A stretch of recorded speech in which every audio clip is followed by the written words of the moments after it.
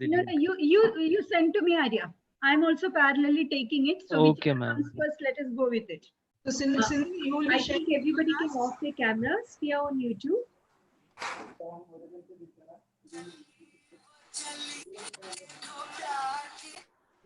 Ma'am, should I play the background sound? Yes, yes, Arya. Okay, ma'am. I'm also parallelly taking it. Okay, ma'am. So it is live now, na? Yes, ma'am. Yes, ma'am.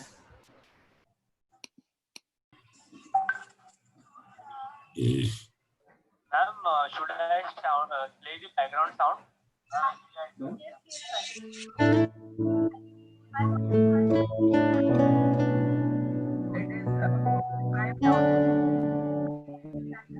Yes.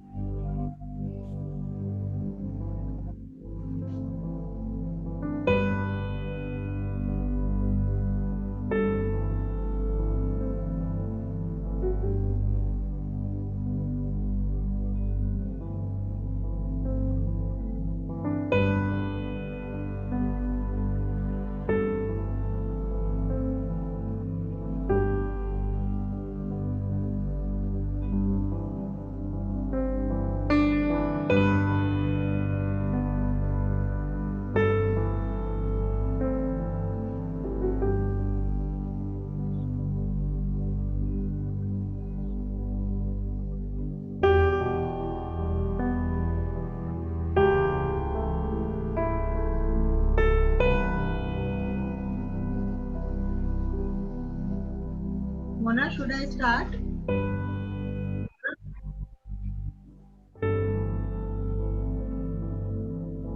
We'll wait for 2 minutes, Kavita, then start.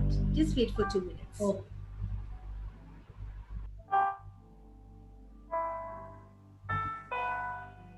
Mona,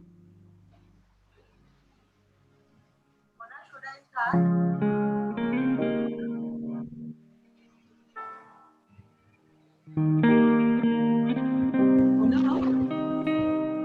Mona, Reena is asking if you can send the link to students. This is meant only for educators, right?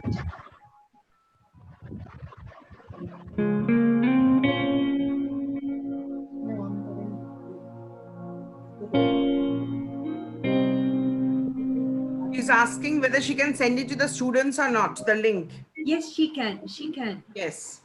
Reena is asking if you can send the link for educators, right? Kavita, we can start. Yes.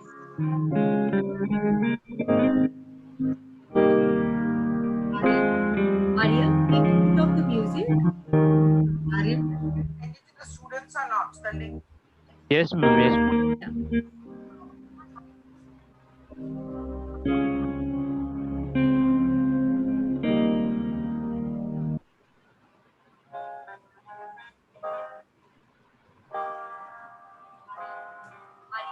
Aryan, stop the music, please. Aryan? Yes, ma'am. Yes. Ma'am, I already stopped the music. It is because of the network issue, ma'am. Kavita, start. A very warm good morning to one and all at NK Endeavour 2020. I, Dr. Kavita Shah, extends a warm greeting to the principal, Dr. Mrs. Nancy Jose, It is because of the network issue. Vice Principal, Professor V.G. Sutra, Vice Principal and IQAC Coordinator, Professor Dr. Maushami Datta, Vice Principal, Dr. Mona Mehta, our esteemed resource person for the day, Dr. John Samuel, NK Parivar members, and educators from India as well as abroad. Let us begin this day of learning and empowerment with the soulful words of our college anthem. May I request Arya Veera and the student organizing committee to play the anthem, please. And educators from India as well as abroad. Let us begin this day with learning and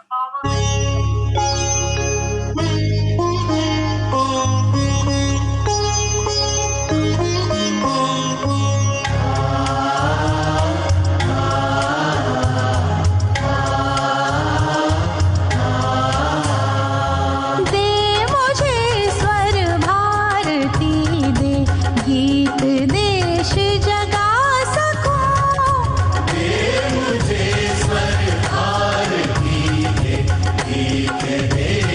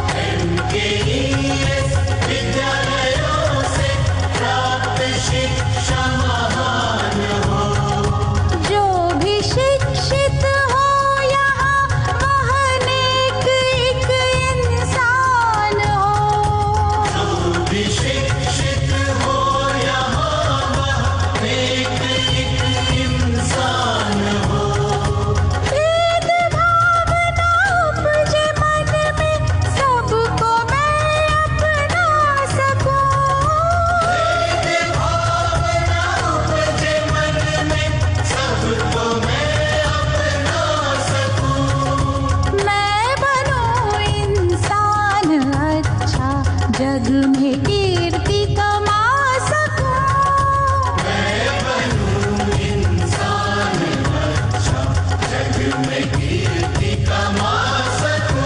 Bharat भविष्य बना सकूं, भारत भविष्य बना सकूं।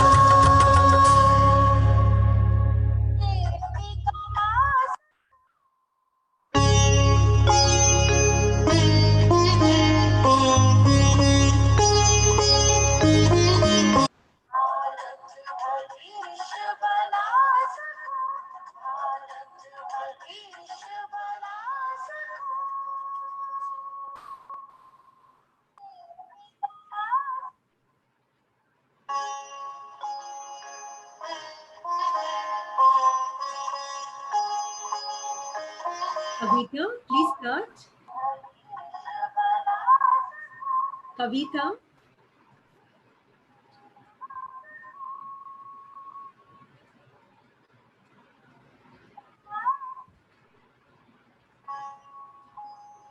Kavita.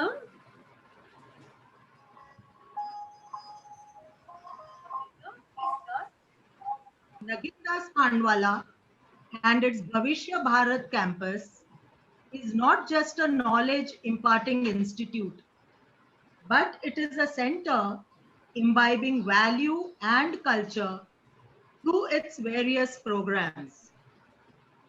The UG programs Bachelor of Commerce, Bachelor of Arts, and its Bhavishya Bharat campus, Bachelor of Management Studies, Bachelor of Arts in Multimedia and Mass Communication programs, Bachelor of Accounting, Bachelor of Banking, Bachelor of Financial Marketing. I request everybody, please mute your mics. Computer Science, Bachelor of Management Studies in Sports Management, BA Honors in Apparel Design and Construction, Fashion Designing, BA ADC, BCom Honors in International Accounting, BCom Honors in Actuarial Studies. The PG programs, MCom in Accounting and Management, Master of Arts in Economics, Master of Arts in Geography, Master of Science in Information Technology, Master of Sports Management, Master of Arts in Psychology. The 3 PhD programs, PhD in Commerce, Business Management, University of Mumbai, PhD in Commerce, Banking and Finance, University of Mumbai, PhD in Arts, Geography, University of Mumbai. The vision of creating a multidisciplinary institute gets so very real in 2020-21 with new UG and PG programs.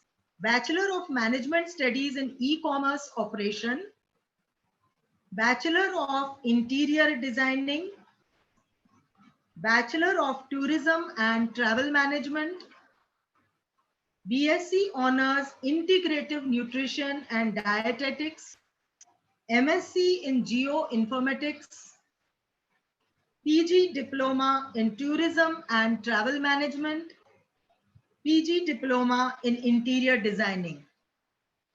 The journey of academic achievement and excellence at quality is indicated through the various awards which our institute has won.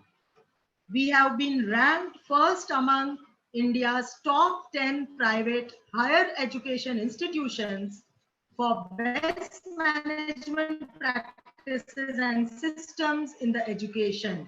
World India Higher Education Grand Jury Award 2020-21. This is the most recent award we have achieved. Ranked 5th at Maharashtra level by Education World magazine, 33rd at All India level by Education World magazine, Best College Award for Quality in Education by Indo-Global Chamber of Commerce. Best Educational Quality Enhancement Team President Award 2013. LMC Ramkrishna Bajaj National Quality Commendation Certificate 2013. Education Excellence Award by Indus Foundation USA. Best College Award 2012 by University of Mumbai. Re-accredited by NAC in third cycle with A grade, and ISO 9001 2015 certified. This successful journey of 4 decades would not have been possible without the incessant efforts of the torchbearer and the dynamic leader of Nagindas Khanwala, respected Principal Dr. Mrs. Ansi Jose. May I request ma'am for the yes, please. This successful journey of 4 decades. Good morning, everyone. Today's chief guest, Dr. John Samuel, my colleagues and vice principals, Professor Suchek, Dr. Datta, Dr. Mehta, and Vice Principal Junior College, Anuja, my principals, colleagues from various sister institutions. It gives me a lot of pleasure and privilege to extend a warm welcome to our chief guest, Dr. John Samuel today. Madam आपका YouTube का audio चालू है madam? Anuja, my principals, colleagues from various sister institutions. He is going to guide us today. The importance of mentoring in today's times. I think all the faculty members will agree with me.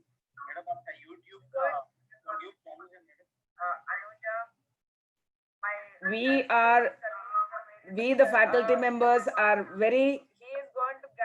sharing a very responsible position.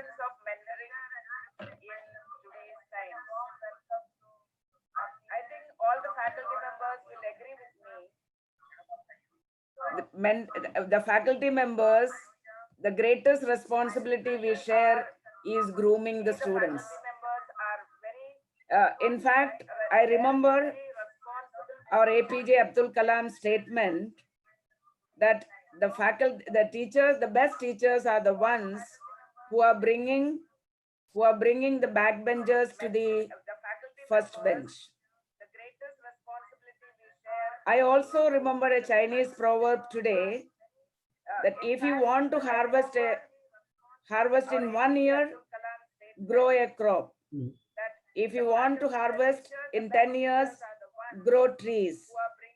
If you want harvest that will last a lifetime, grow people. That means help developing the people, which is our greatest responsibility. And today we have the right person to tell us the importance of mentoring the students. Whatever be the period of time we are living in, whether it is pandemic or not, mentoring the young generation, mentoring the young ones is a very, very important aspect of our life. And the major responsibility lies with the teachers, be it primary, be it secondary, be it junior college, or be it degree college, or even PhD level. When we say for going for a doctorate, we are not saying that it is a teacher, but we say that it's a mentor and guide. So that means under the education system, it goes without saying that the underlying concept in the education system is to mentor the student, the young ones whom you are dealing with. Teacher is in the one who teaches something, but someone who inspires the student to give his or her best in order to achieve what he or she already has. This is the quote from Paulo Coelho. So I think that shows the responsibility of the importance of teaching profession in amongst the youth.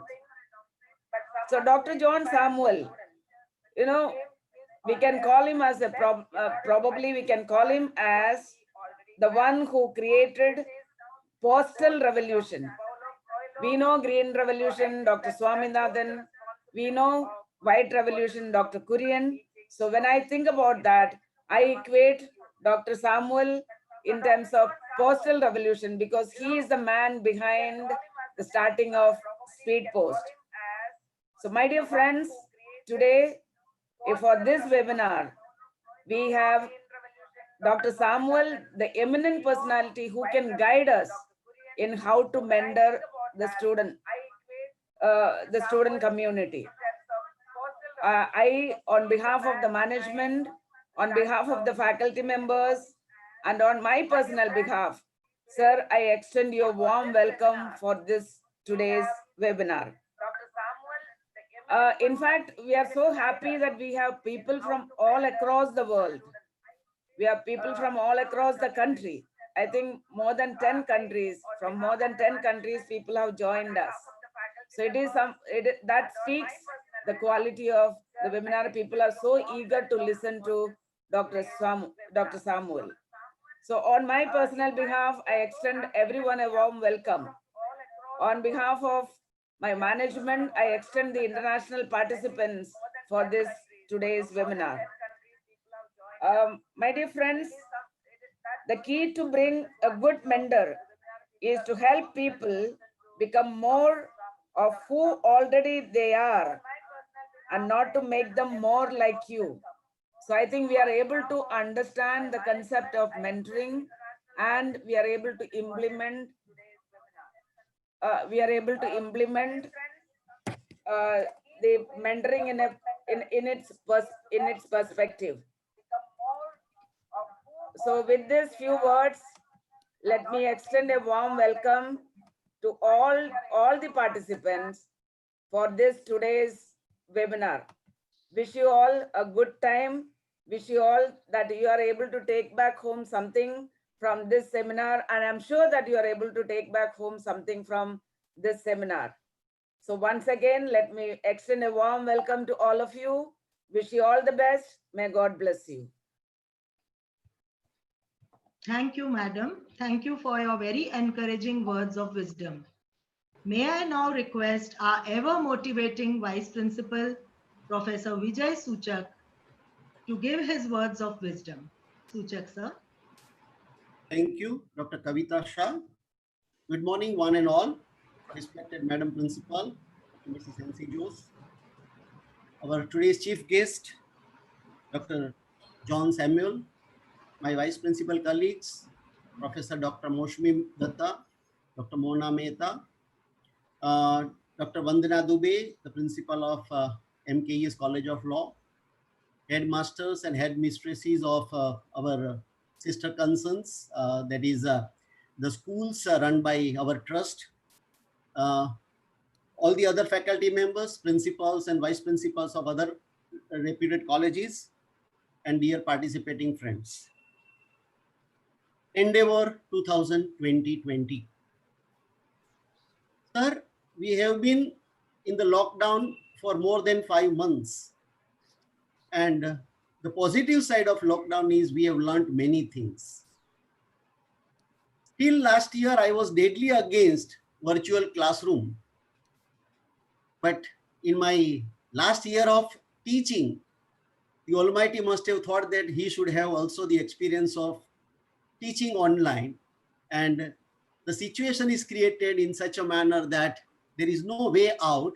And I have learned successfully an art of teaching online. And to a great extent, I have been successful in doing that. This college has organized in last 4.5 months so many webinars and online programs like this. But Endeavor is special. All other programs, majority of them are meant for students. But this is the program which is meant for the teachers. And we are always eagerly waiting for Endeavor. This is the program which once upon a time was addressed by none other than Dr. APJ Kalam when he visited our college few years before.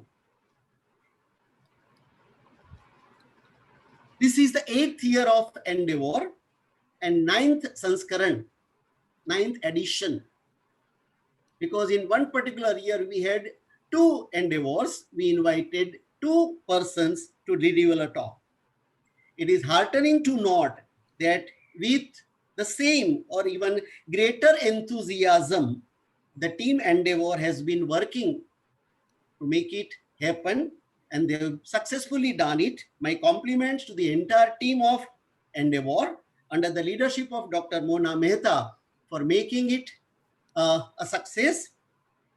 I'm not going to introduce the chief guest today. It will be done by somebody else. But when I read your biodata, I found you are MCom, CA, MB, and PhD.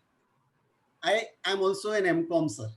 So that way, we both belong to the same discipline, I would say, but other qualifications I do not have.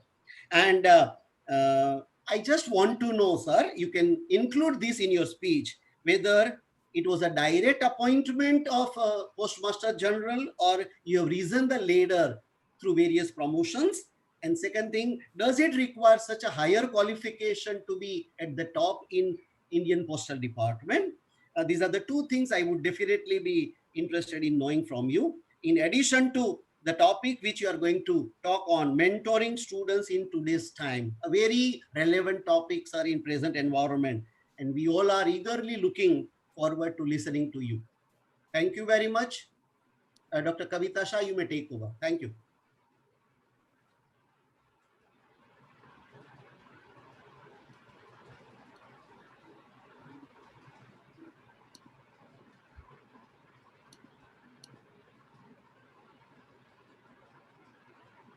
Suchik sir, I think I will start with the journey of endeavor. Thank you, sir, for addressing the audience. I take over from Suchik sir, and I start from where sir has stopped. I will be talking about the journey of endeavor and how endeavor has reached the destination, maybe that we will call it today. So let's look at the journey of endeavor and how endeavor started. Principal ma'am is she is envisioning, or she has the ability to see forth, I'm telling you. So one day she spoke to all the faculties and said, we must do something to train teachers, to empower teachers of the MKS Parivar. That is where the idea or the seed of endeavor was sowed. So we started this college social responsibility initiative of empowering educators, of showing them, informing them, giving them a platform to discuss ideas, listen to people, and form their own ideas and carry it across to their students. Endeavor was born 2014. That is when Endeavor started. Let's look at the journey. Arya, can we take the next slide, please? 2014, we had Mrs. Rekha Vijayakar, who spoke about perspective management. It was done for 60 school teachers. That's where we made a humble beginning of Endeavor. 2015, like Suchik sir and Principal ma'am mentioned, we had late former President Dr. APJ Abdul Kalam addressing teachers. And he took a very powerful topic called empowering educators. It was indeed a brilliant start that we had for Endeavor. 2015 again, we were lucky to have Ms. Meera Sanyal, who spoke about skilling our youth for the 21st century, thinking out of the box. Again, it was something that made us think, ponder, and change the way that we were teaching. 2016, we had Mr. Anand Pillai talking about leadership qualities that a teacher needs. What are the qualities that a teacher needs to lead a class? Today, leading a class is like leading an organization. Next, 2017, we move on to. Arya, can we change the slide, please? 2017, we look at Miss Swati Lodha coming in, where she spoke about teaching to the new millennium, or what are the challenges that are there? How do teachers have to adapt? I think when we talk about 2020 and when we talk about teaching, one thing that is very prominent today is we must be able to adapt to change. 2018, we had a doctor coming and talking to us, a consultant neurologist, Dr. K. Balasubramanian, who spoke about through learning, not an imaginary endeavor. How do you deep root learning inside the students? That is what he addressed us upon. 2018, again, we were very lucky to have Sri Gaur Gopal Das speak to us about a question which we want to find an answer to all the time. That is, in pursuit of happiness. How do you find happiness, and what is happiness defined as? 2019, we had a fighter amongst us. We had Miss Virali Modi, social activist and motivational speaker, who spoke about the never say die spirit. And Virali really gave us a lot of strength and courage to lead our lives. Yes, we are in 2020, and I think there could be no better person than Dr. John Samuel to be amongst us. And Sir talks about a very, very interesting topic today. He talks about mentoring students in today's times. Sir, we welcome you to the Endeavor Parivar, and we look forward to hearing how to mentor students. Thank you. This is all from my side for the Endeavor journey. Over to Kavita. Thank you, Dr. Mona, for taking us so wonderfully well through the journey of Endeavor. May I now request Organizing Committee member, Mr. Nelson Daniel, to introduce the chief guest and resource person for the day, Dr. John Samuel. Thank you, Kavita ma'am. John Samuel worked in various senior positions in Government of India, including Chief Postmaster General and member of the Postal Services Board. As member of the board, he was responsible for managing the national level operations and business development of India Post with 155,000 post offices. He is the man behind Speed Post since its inception in 1986.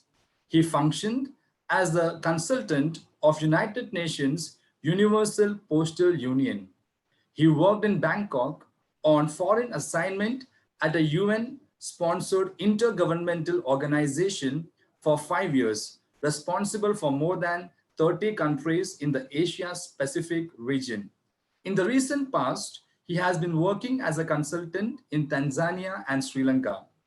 With his educational qualification as a chartered accountant, MBA, and Master in Commerce degrees, he is a highly acclaimed scholar in leadership, strategy, transformation, personal development, finance, and government relations. He has been a guest faculty in various universities in India and outside India, IIM and NIT, including SRM University, Delhi University, Jammu University, Kashmir University, AIT Bangkok, AIT Vietnam, and Hong Kong University. He has worked in various leadership positions in the government, United Nations, UPU, and in the private sector. He has been the keynote speaker at various national and international conferences. He is the founder president of Transform Consulting, a management consultancy that provides solutions in leader development, people development, government relations, and global development. With a vision, Noble Leaders, Noble Nation, he has been involved in empowering hundreds of students to be civil servants with noble values under JS mentoring. He has been organizing Joy of Giving, Joy of Being a Civil Servant programs regularly for various institutions, and this prepares the aspiring students to prepare very well for the UPSC civil service exams. We are extremely privileged to have Dr. John Samuel amongst us. Over to you, Dr. John Samuel. I also request all the participants, if you have any questions for Sir, please put it on the chat section. Over to you, Dr. John Samuel.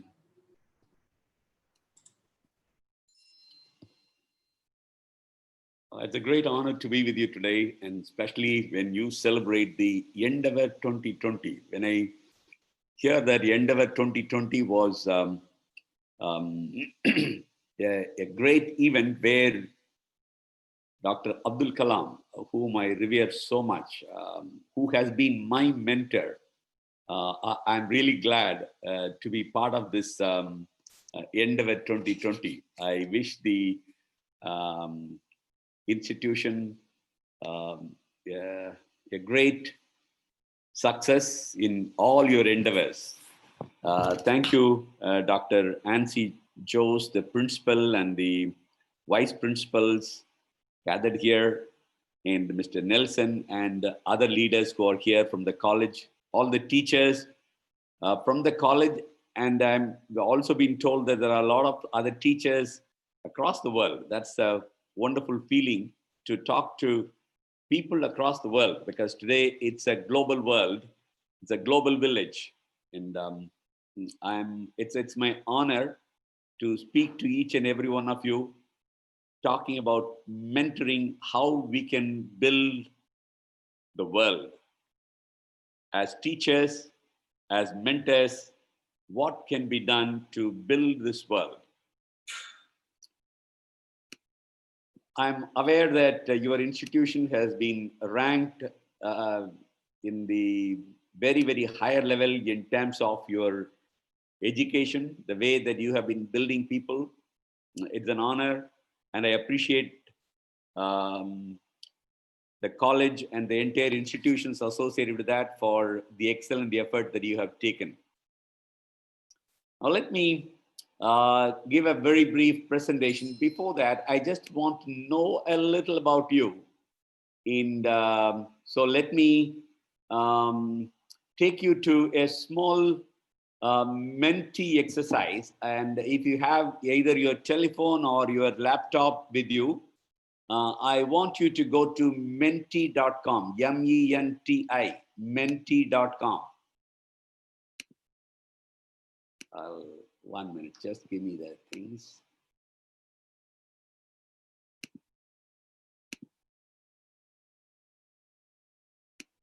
I hope you are able to see this.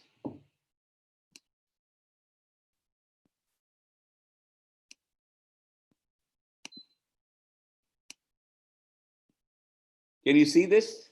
And go to menti.com and type 4861529. Wherever you are, whichever place, that doesn't matter, but go to menti.com, M-E-N-T-I, menti.com, and type 4861529. This is the code.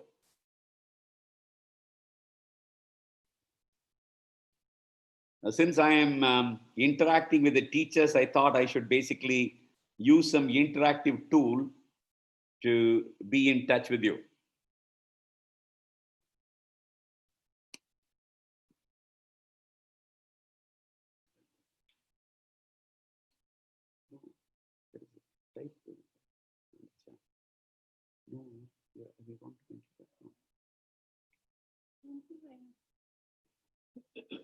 Okay. If you have already been to menti.com, let's go ahead. I want you to write down, how do you feel today? But I don't find people entering over there so far.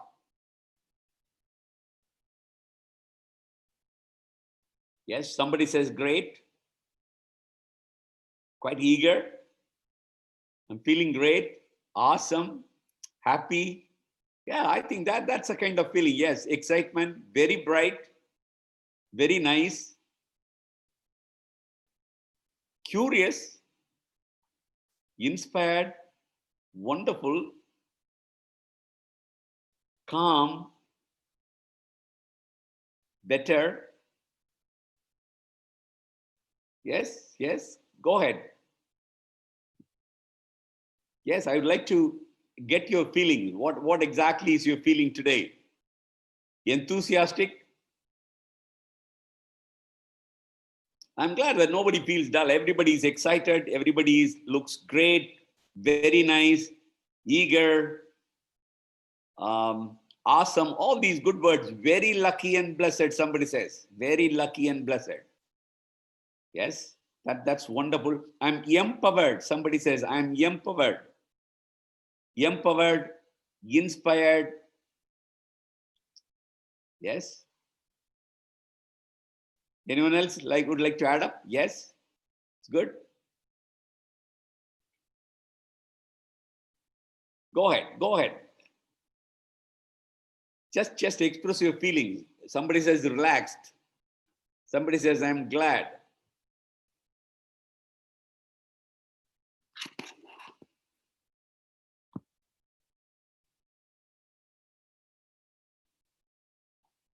Okay. So I'm glad that you feel great today because start the day, start every day with enthusiasm, with energy. That should make you feel great, and only then you will be able to contribute to the world, contribute to the society. Now let me know the status of your gender.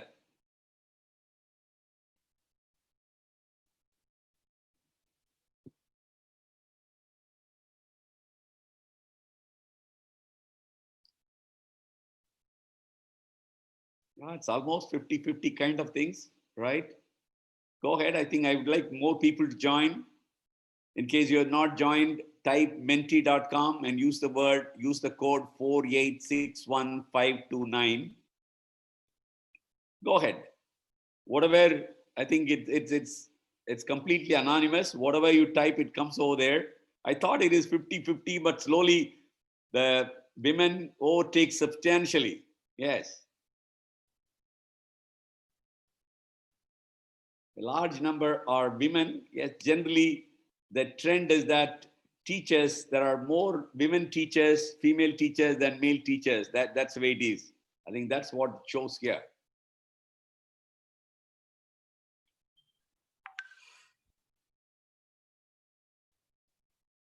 Okay, whatever may be the gender, doesn't matter, because for a teaching, whether you're a male or female, I just want to get the feel of it. Okay, now let's go to the next one. What did you have for breakfast today? Did you have something at all? And if at all you have, what did you have for breakfast today? Just to find out from which part of these. Poha, that's lovely. Poha is from Maharashtra. Yes. Yes, poha. Ragi, porridge, that's wonderful. Idli, paratha, yes. Dosa. Today is my fast day. That's wonderful. That's also a good thing. Yes. Friday, some people do fast. Puffed rice and save. Nothing. Oh God, I think you need to have something, ma'am. You need to have something. Sandwich, okay, oats, lemonade, ragi porridge, puttu. Yes. So you see the kind of, it's a wonderful world where you are able to have varieties of food. That's really good. That makes you, vibrant. Just to find out, what kind of, some people say that they just only had fruits. Fantastic. Now this shows that, whether it is in North India or South India, whenever people have come from different places, they enjoy different kind of food. Poha is a lot. I think prominent is poha. I love poha. Whenever I come to Maharashtra, I always enjoy poha.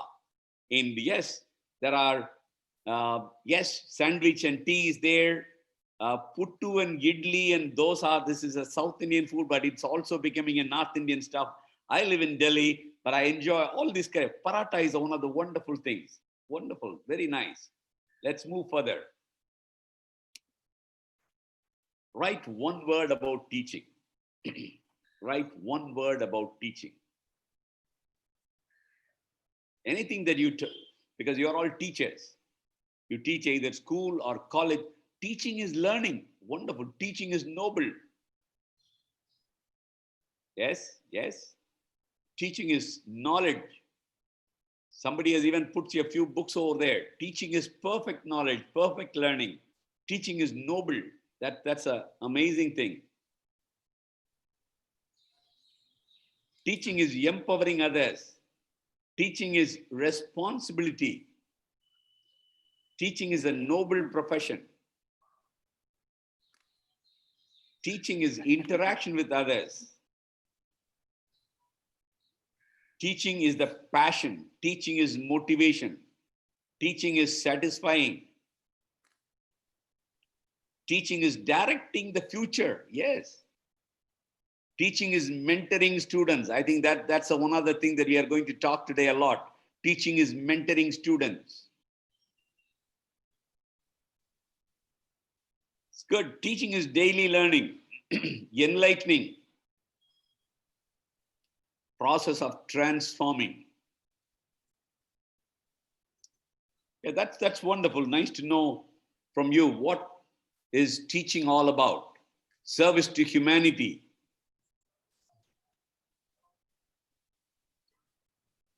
Okay, let's move further. What makes a great teacher? We all learned about teaching. What is teaching? You tell me what makes a great teacher. Let me listen to you. Yes. What makes a great teacher? Compassion. Yes. Especially during this COVID-19 time, compassion is very important. Out of box thinking. Yes. Enthusiasm. Passion. Wisdom. Giving wisdom to other people. Yes. Learning always. Being humane. Yes. Especially in 2020. Being a human, that's very important. To learn always. Passion and dedication. Sincerity.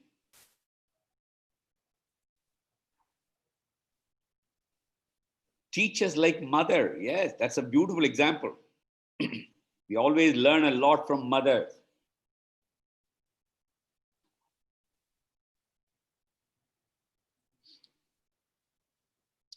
It's good.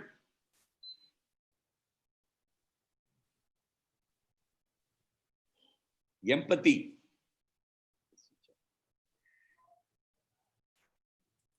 Integrity and creativity.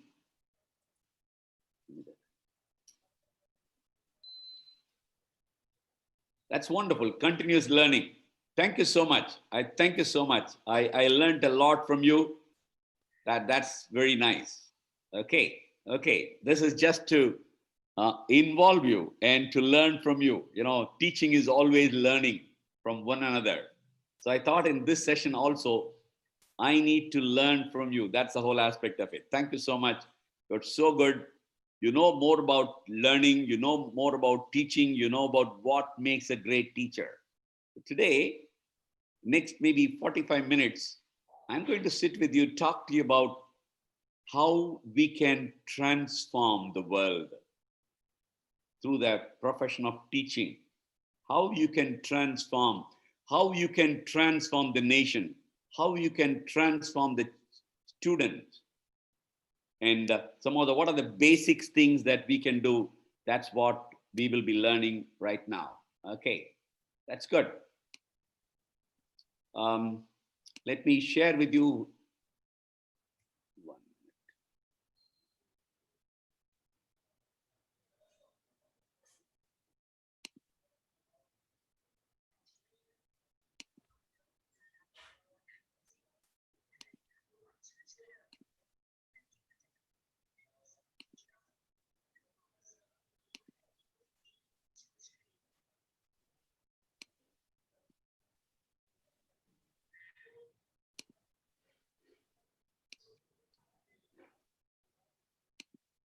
Right. Okay. At any time you want to stop me, want to ask questions, please stop and ask me, or in case you want to use the chat box, you can do that. I have no problem. But let me give the presentation, and then after that, definitely I'll also answer some of your questions. Sir वो आपका video बंद रखिए, वो YouTube के ऊपर भी वो आ रहा है इसलिए.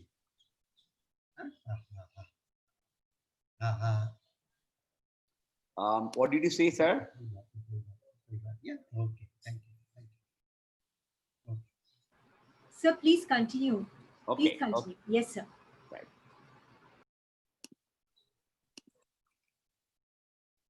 And here we go. The world is in need of mentors. That's the topic today.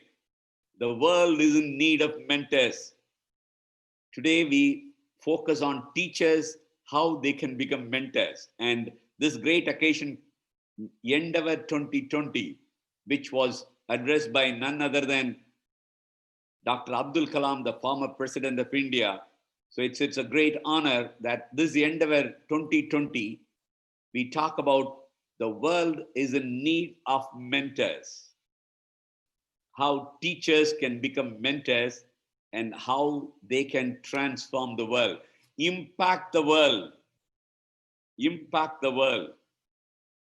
As teachers, mentors, how you can impact the world, impact your nation, impact your family. Let it start from your family. Your own family, your spouse, your children, your parents. Impact them. As there also you need to be a mentor, and in your home. When you come to the school or when you come to the college, there also you can be a teacher mentor. So when I say impact the world, it's not necessarily different countries. Your world is your home. Your world is your school. Your world is your college. Your world is your society. Your world is your nation, whichever nation you're coming from. If you're a teacher, when you become a mentor, you can impact the world. And today, I'm speaking to you as your mentor. Your mentor who will guide you, help you, support you, and build you up. Yes, we talked about Dr. Abdul Kalam, APJ Abdul Kalam. He has been a great inspiration in my life. I would call him a great president and a great mentor as far as I am concerned. Not only for me, he has mentored a large number of people. I have had many occasions to spend time with him. Rather, I would always say that he was my mentor, he was my friend. In the president's office, there are many occasions where I have sat with him independently together. And he used to ask me many things. And he used to mentor me, John, I want you to dream many great things for the nation. And he used to say, you're a young man. I want you to be involved in building this nation. And as a mentor, he used to basically encourage me, motivate me, and inspire me. I think some of his words are always encouraging. He used to say, John, you should have big dreams. When he says dream, you should have big dream. Dream is not the one that you will see in your sleep, but dream is the one that will not allow you to sleep, because that's a kind of passion. Have big dreams for your nation. Have big dreams for the people who are working along with you in the India Post. Have big dreams for the students whom you are teaching in your school or college. He was not just a president, but he was a great mentor. That's the reason he could impact the nation. That's the reason wherever he went, even small children who are studying in the school, for them he became a mentor. He said this way, one of the famous quotes of Dr. Abdul Kalam, the country is to be corruption free and become a nation of beautiful minds. I strongly feel there are 3 key societal members who can make a difference. They are the father, the mother, and the teacher. How true it is. Today, when you are listening to me through the Zoom or through the YouTube channel across the world and across the nation, I want to remind you, you are a father or you are a mother, and you are also a teacher. You have a great influence to make a societal transformation. You can make a difference. We can make a difference. Quite often we think about our country steeped in poverty, steeped in unemployment, sometimes in some areas steeped in corruption. How do you bring the change? How can we make the difference? Dr. Abdul Kalam knew this very well. And he says, if a country is to be corruption free, whether it is India, whether it is Philippines, whether it is Indonesia, whether it is the African nations, wherever you are from, if a country is to be corruption free and become a nation of beautiful minds and become a nation of peace and prosperity, I strongly feel there are three key societal members who can make a difference: father, mother, and the teacher. If I am what I am today, it's because of my parents, my father and mother, and the teacher, both in the primary school, in the secondary school, and in the college. The teachers who made me, molded me.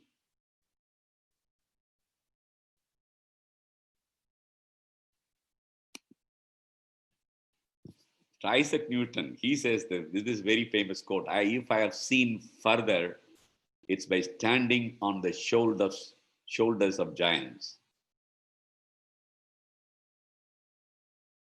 I have seen large areas, I have improved further, but if all these things are possible because I am standing on the shoulders of giants, teachers are the giants on whom the students, they stand and they can see far off. You are the mentors.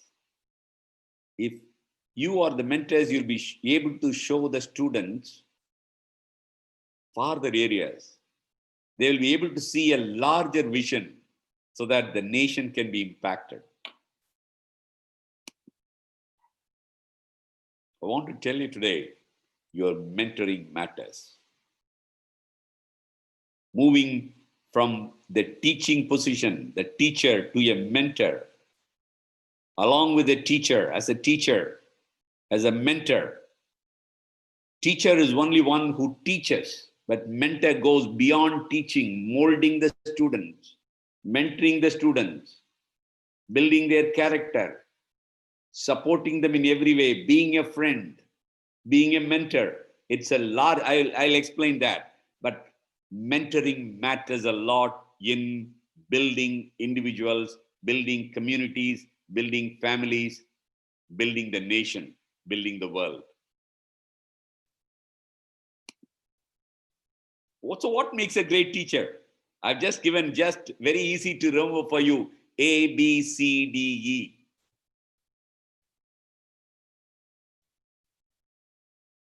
Attitude matters a lot. I mean, as teachers, you all are aware, performance is equal to knowledge plus skill multiplied by attitude. You're all aware. You can give the knowledge, you can also give the skills, but unless the attitude is also accompanied along with the knowledge and skills, the performance cannot be really great. So what makes a great teacher? It all depends upon the attitude that you have and the attitude that you're giving it or passing it on to the teachers. I mean, to the students with whom you have been teaching or you have been engaging.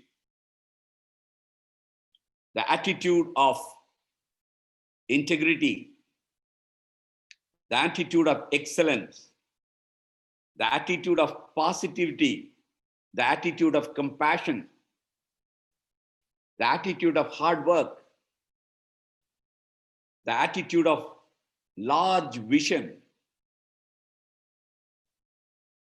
Yes, this morning when I asked you, how do you feel? Most of you had a very, very positive attitude, a joyful attitude, encouraging attitude. I'm glad about it. That's the attitude that we need to have every day in the family, in the school, in the college, in the society. A great teacher is one who has the right attitude and he passes on this right attitude to others. I think the beginning, attitude is the beginning of a great teacher. You fail in attitude, everywhere you fail. But if you succeed in attitude, I think you will build people of great attitude. B, stands for building people.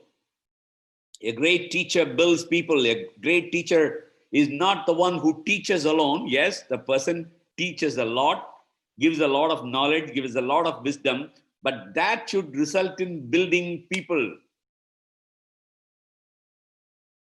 involving with them, developing them in every area.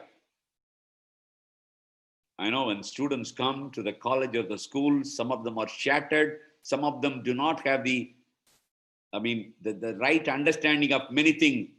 Can we build them? The building blocks as teachers, a great teacher, as a mentor, you provide them the building block in every area. So it is not just coming and teaching mathematics or chemistry or physics or management, but you are building people to understand that don't break them. If you use a wrong word, if you use an accusive word against them, you're not building them, you are dismantling them. Build them because they are the people to be built into great leaders. Build them as leaders. It's not just building students to pass in their exam. Yes, that's step one, but beyond that, can they be built as a great leaders? They are the one to build the nation. Now build them. Build the people who will build the nation. See, teachers should understand that it's a calling. It's not a career. It's not a job. It's more than a career. It's more than a job. You know, all these IAS, IPS officers, all of us, when we come to the Missouri, that's where we are trained for 2 years. After we write the civil service exam, when we go to Missouri, even now when I go to Missouri, when I talk to people who have been selected, we tell them, don't think that by becoming an Indian Administrative Service Officer or Indian Police Service Officer, well, it's a job or it is a kind of a big career or it's the one which will give you kind of prestige. Yes, it does give all these things. Well, some of them are quite enamored when they become officers. They will get a white ambassador car with a red light, a nice house. Well, they are all perquisites, but that's not the purpose that people get into civil service. They get into civil service because there is a calling. Teaching is a calling. A calling to transform the students, a calling to impact the students, a calling to impact the society. Consider it as a calling, not as a career. Then you can build people, you can impact the nation.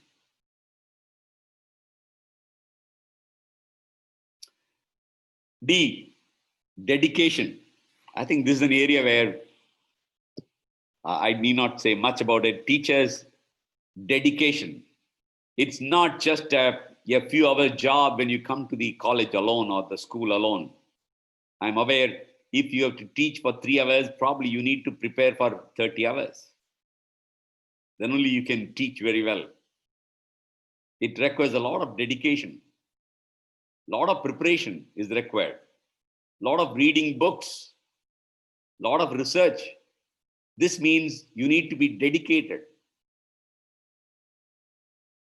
Absolute dedication, absolute determination, absolute discipline that is required. So it starts with a very good attitude. And teachers build people, build the families, build the nation, build the communities, build the universities. And teachers consider it as a calling, a sacred calling, a noble calling. Calling is different from career because it is noble.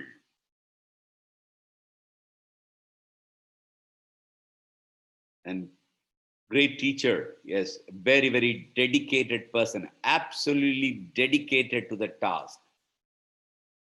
My mother was a teacher, and I know how much she was dedicated in terms of her preparation.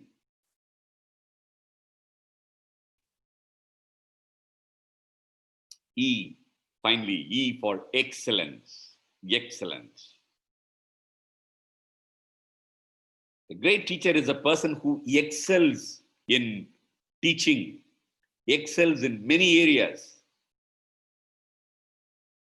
Not just an average teacher, not just a good teacher, not just even a very good teacher, but excellent teacher. The highest level is called excellence.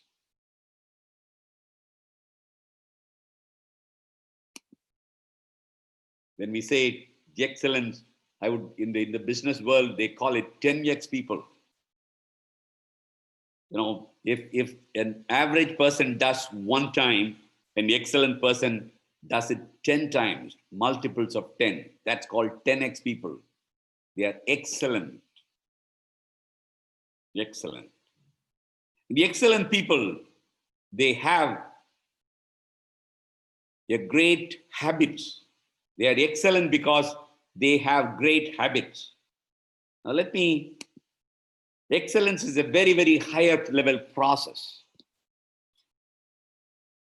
Higher level calling. Let me ask you, I don't know whether how I'll be able to get your answers, or in case some of you can say that, it'll be wonderful.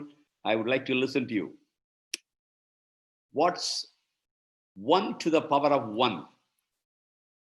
Let me listen to you. What is 1 to the power of 1? Yes? Go ahead. What is 1 to the power of 1?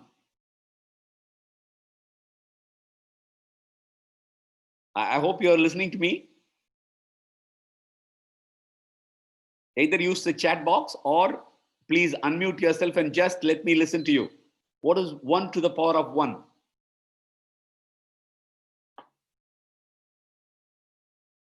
Yes, Dr. Sindhu has written 1. Now let me ask you, what is 1 to the power of 365? 1 to the power of 365. Again, yes, it is 1. Now let me know, what is 1.01 to the power of 365? 1.01 to the power of 365. I know it's a tough question. 1.01 to the power of 365.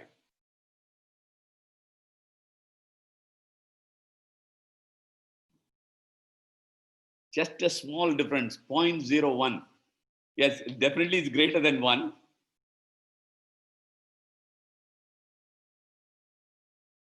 Yes, what is 1 to the power of 1.01 to the power of 365? Well, I'll give another 30 seconds. Anyone can answer. Please feel free.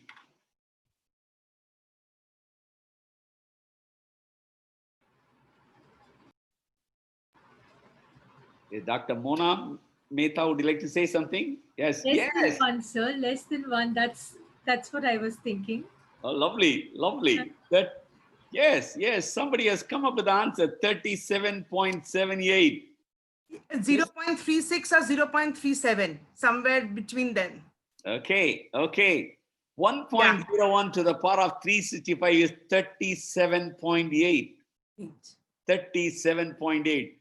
The thing that I want to tell you is that a small 0.01, 1 to the power of 365 is just 1, but a small incremental change of 0.01.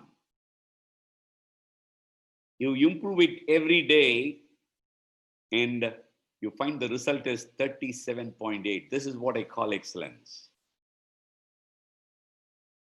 Excellence is not about doing one thing in a very great manner, but excellence is all about improving very, very small things. That's what you need to tell your students. Can they make an improvement in small areas? Can they build very, very small improvement, incremental improvement consistently? Then It's a substantial impact. That's what is the building the nation is all about, impacting the nation. If we want to impact this nation as a noble nation, as a great nation, what we require is this kind of excellence. Yes, we did talk about attitude, building, people, calling, dedication, and excellence. Excellence is all about the kind of habits that you and I develop. The habits that we encourage the students to develop.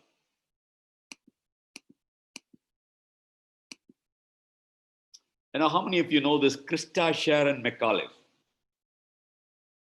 In case you know, I would like you to unmute yourself. Just say, who is Krista Sharon McAuliffe? A very, very well-known person.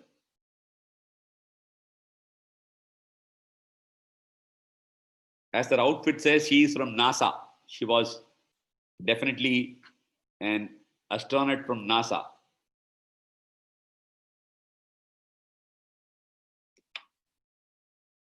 I would like you to do a little bit research and find a little more about her. Very, very interesting person, Krista Sharon McAuliffe. Yes, somebody is saying something? Yeah, she was killed in some space shuttle. Yes, yes, you said rightly. She was definitely one among those 6 And people. she was a teacher. She was actually a teacher. I am interested to know, Dr. Maushmi, that's right. What you said is absolutely right. You have a great knowledge. Thank you. I appreciate you. She was a teacher. Dr. Maushmi Datta, thank you and appreciate you. Krista Sharon McAuliffe is a great teacher. And she was the first civilian to be selected to be an astronaut by NASA. First civilian. All these days, they were sending people into the space. Basically people who are scientists, people who are involved in the space program, they were taken in. But for the first time, they selected a teacher. And the president of USA felt that if they select a teacher and if the teacher goes into the space, all the students will show interest. So on this day, when the spaceship Challenger was blasted, large number of teachers and school students gathered together to watch this. And unfortunately, on that day, Krista Sharon McAuliffe, along with 6 others, all of them, they died because the Challenger could not go further. Yes, she said this, these are the 7 people who died along with her. She said this way, I touch the future, I teach. That's the reason I like her. The statement, I touch the future, I teach. Why do you teach? Why do you mentor? Why do you build the lives of people? Because you touch the future. When you teach the youngsters, you touch the future of the nation.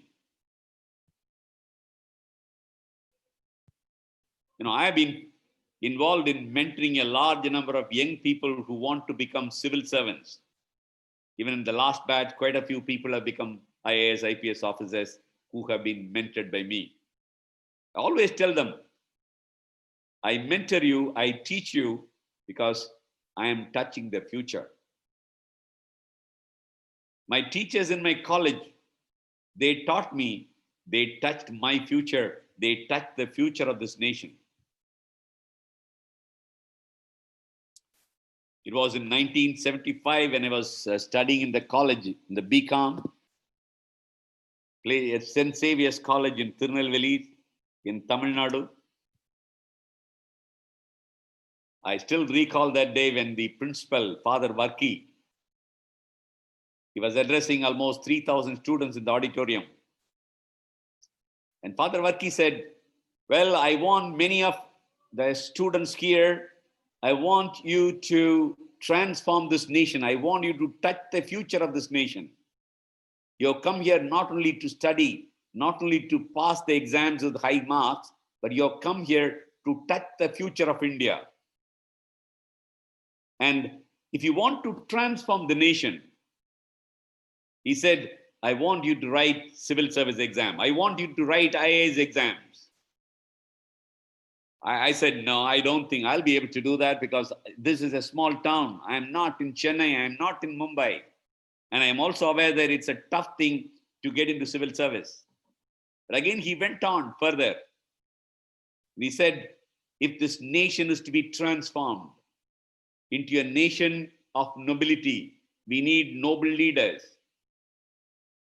And I want you to really get into civil services. And that's the time I took the decision.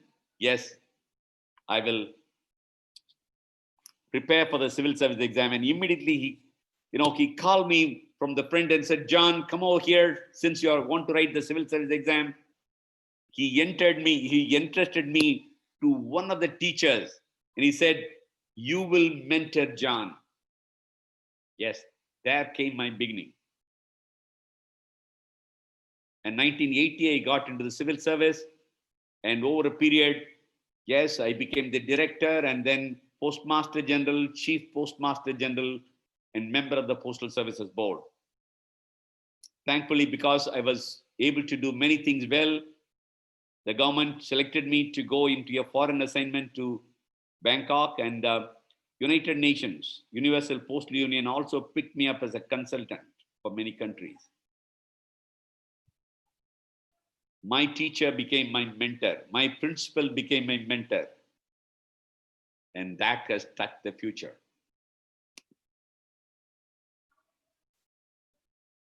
I'd also like to talk about a few of my mentors. Well, I was mentored by many people. I told you about Dr. Abdul Kalam. He was one of my mentors.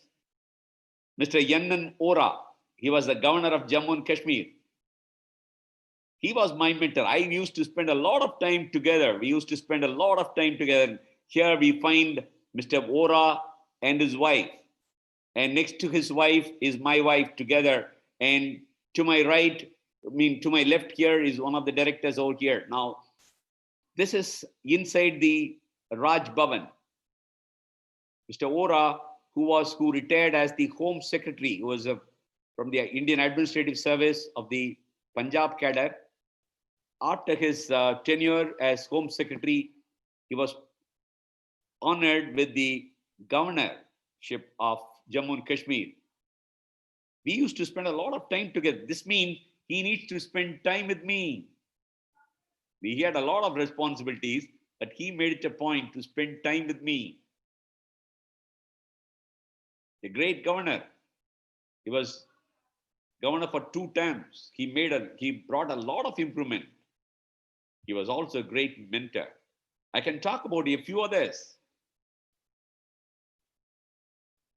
Another governor of West Bengal. I was posted in West Bengal for almost 2.5 years.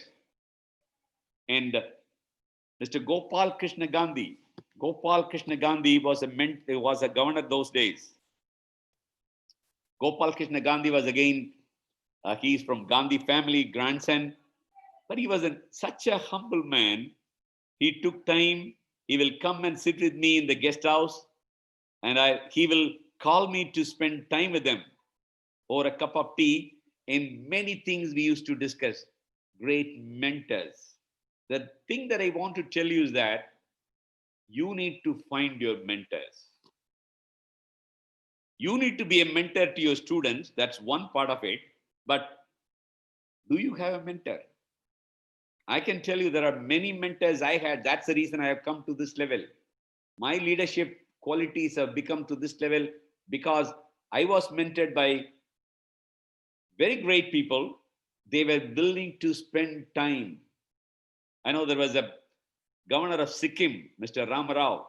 He is from Andhra Pradesh. A very fine man, Gandhian. Every month, I will spend time, I and my wife, we will go and spend with him almost for 2 hours. For 1 month, I did not go. And then next month when I met him, he said, he used to call me, sir. Sir, we have not met for the last 2 months. I said, Your Excellency, you are quite busy with very many things. And so I thought that I will not come every month. He said, John or sir, I would like to mentor you. And similarly, you should mentor me. This is the kind of thing, relationship that we had.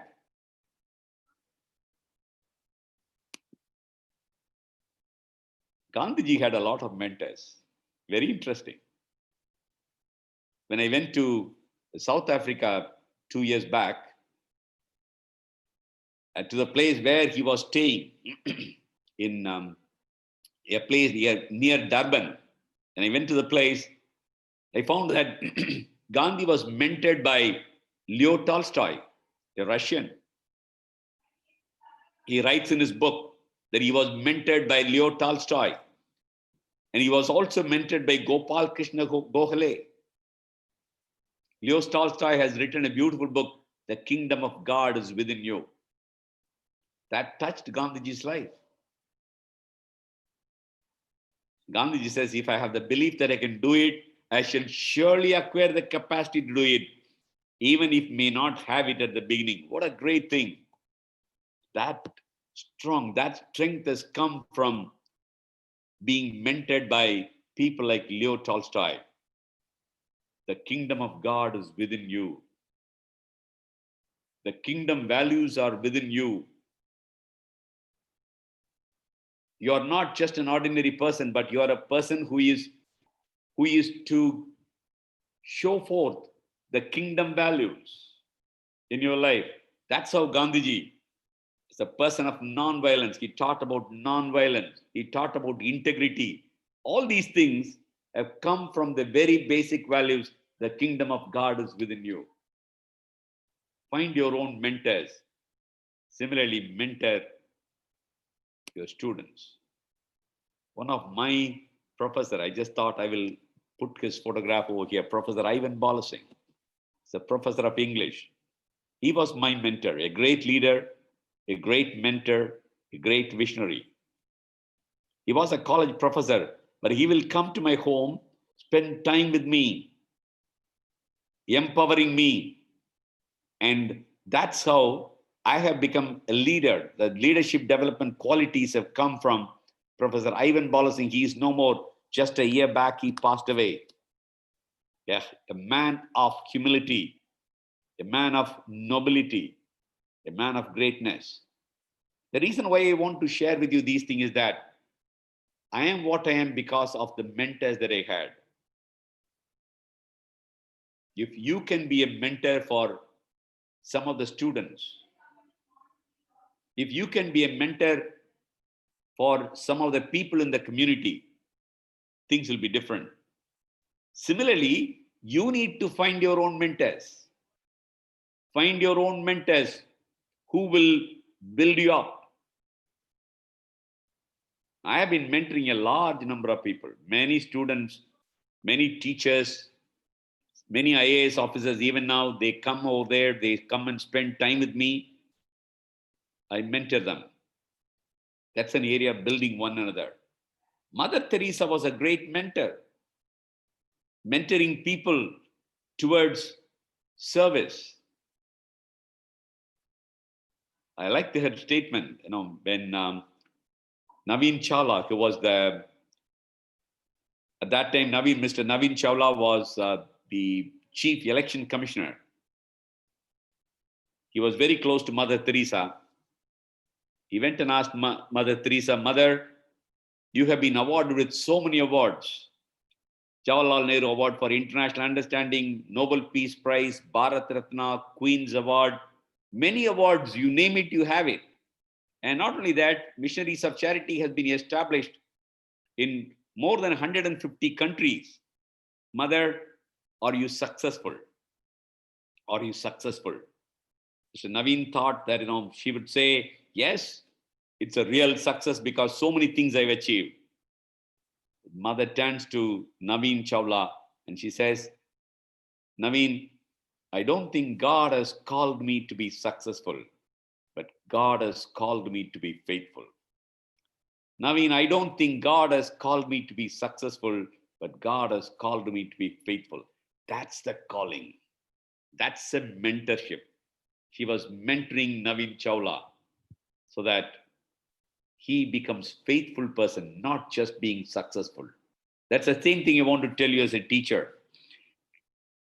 It's not about successful teacher. It's a teacher who is faithful. You have a teacher who is stuck to the calling, a teacher who is mentoring many others. Another person who was mentoring many people, a great person, is Bishop Desmond Tutu, South Africa. He was awarded the Nobel Peace Prize in 1984. He has been mentoring many people towards peace. He's been mentoring a large number of people in Africa. He became a mentor.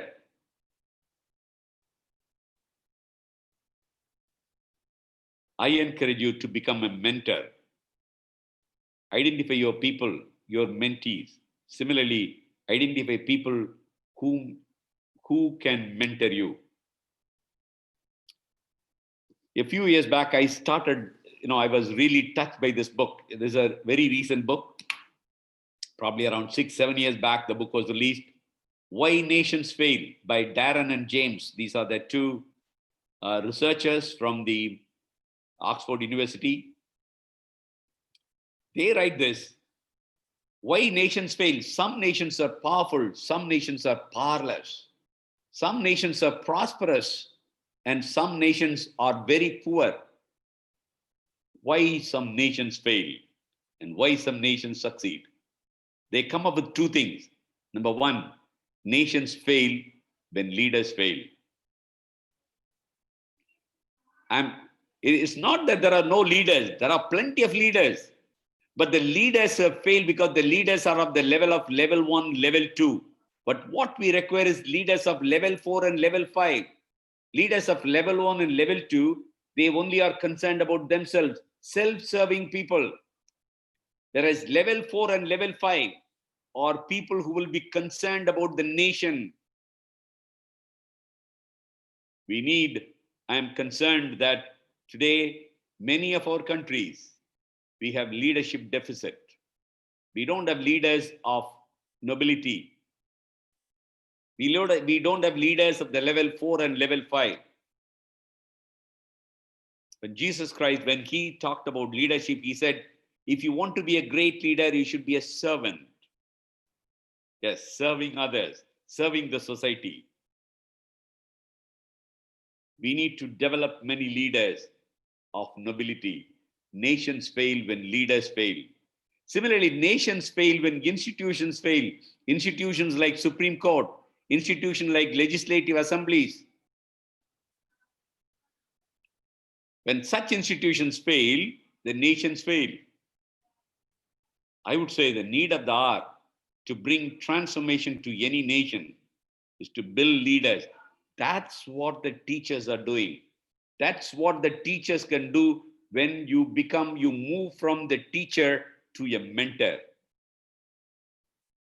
We want to develop many leaders of level 4 and level 5. Just talk about the mentor dashboard. MENTOR. Mentors are people who will motivate. The difference between a teacher and a mentor. A teacher only teaches history, teaches geography, teaches chemistry, teaches physics, teaches maths. But when you become a mentor, you motivate the person, you uplift the person, you bring joy in the person. The student should feel motivated by you.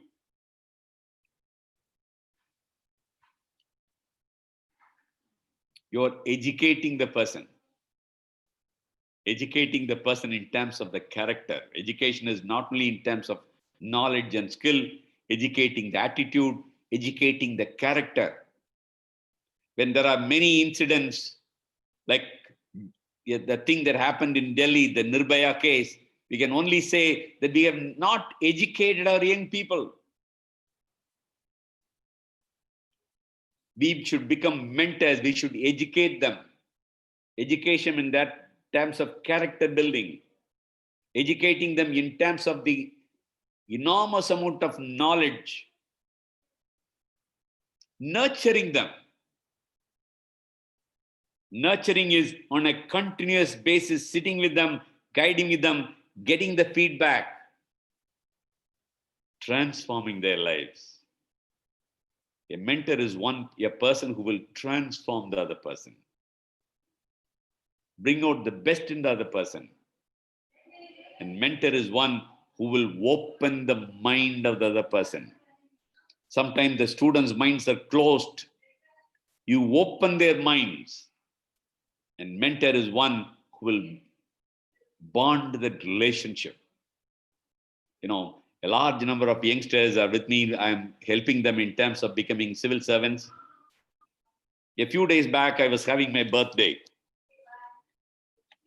And COVID-19, you can't meet together and have a birthday party or anything. And suddenly, as a surprise thing, night 12 o'clock, a large number of those students, they come over Zoom. Night 12 o'clock, in 12 to 1:30, we had a surprise time in the Zoom. We have bonded a relation. There is a bonding relationship is built. Because I motivate them, educate them, nurture them, transform them, opens their minds, and a relationship is built together. Be mentor, be a great mentor. Well, I just thought I will tell you, what exactly is the difference between teaching, training, coaching, and mentoring. This will beautifully explain the highest level. From teaching, I want you to move up from the level of teaching. I want you to move to the level of mentoring, where you build the person to a larger levels. I also want to tell you, every great leader, either he has a great mentor or he had a great mentor. If you know about Steve Jobs, the founder of Apple, Bill Campbell is a great coach, great mentor. He started as a football coach, and later on he has been coaching many people. Steve Jobs was mentored by Bill Campbell and many others in the Google company. Sundar Pichai was mentored by Bill Campbell. In turn, Steve Jobs mentored Mark Zuckerberg and Larry Page. They were all today very big business people. So every great leader, they had a great mentor, and every leader should become a mentor. That's the message that I want to communicate to you. If you want to be a great leader, you should have great mentors. Identify people who will help you, who will build you. And not only that, if you're a great leader, you should become a mentor. You should mentor many people. There should be many mentees for you. That's a message that I want to tell you today. Why mentoring matters? Because success is not accomplished alone. You need someone who will guide you. You find out, when people go for great sports, either for Olympics or you're a tennis star, everyone, well, Sania Mirza may be a great tennis player, but she needs a mentor. She needs a coach. Every student requires a mentor, not just a teacher. So when they have come to your school or a college, think that you are a mentor. You are their guide. You are their coach. You are their visionary.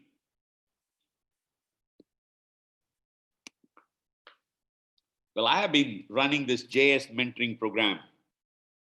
The basic theme is noble leaders, noble nation. If noble leaders are developed, the nation can become a noble nation. Encouraging many people to get into civil services. Because I was a civil servant, I thought I will mentor many others to become civil servants.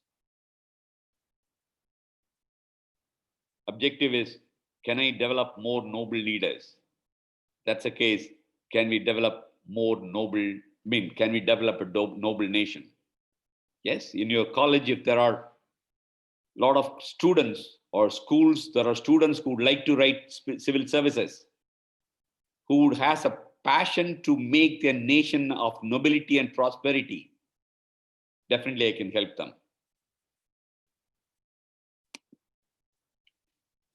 What is required is the 3 C's. And when you are a mentor, there are 3 areas. We talked about a calling. You should have a leadership. Your teaching is a calling. It is also a character. To build a character and build the competence of the people.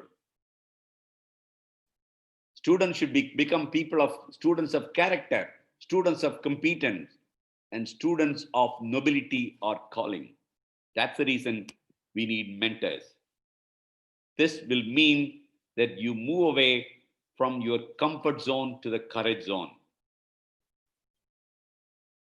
Probably just being a teacher gives you a comfort zone, because every day you can read a few things, come and teach in the class. That's your comfort zone. But courage zone is something beyond, where you know about each student. You know the requirements of each student. You know not only the requirements, you know the potential of each student. Can you push them or pull them to the level of their potential so that they become great leaders? You need to move from comfort zone to courage zone. It means you need to be available to them more and more. It means you need to be open to them. It needs probably you become their mentors. Helen Keller says, life is either a great adventure or nothing. Don't sit on the sidelines. Be part of it. Play the game. Don't sit on the sideline. Play the game and build those students. If you've got 30 students or 50 students in your class, can I build them? It's a great adventure.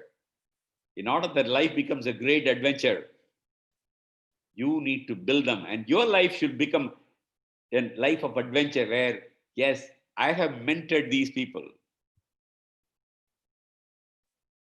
Today, they have really become great people. That's life is all about. Your calling and commitment matters. That's why I want to come in and tell you. It's your calling. What's the calling? What's your life purpose? And then based on your calling, your commitment. If your calling is that you want to see the nation transform, your calling is that you want to build people, you're concerned about people, then along with the calling, your commitment to build the nation, it matters a lot. And then if that's the case, it enhances from the circle of influence to the circle of concern. Your influence moves beyond. By mentoring more people, the circle of influence is enlarged. The more people that you mentor, the circle of influence goes beyond. Because you are transferring your ideas to your students. The students you influence the students. In turn, those students they influence many others. They influence the society. The nation is influenced.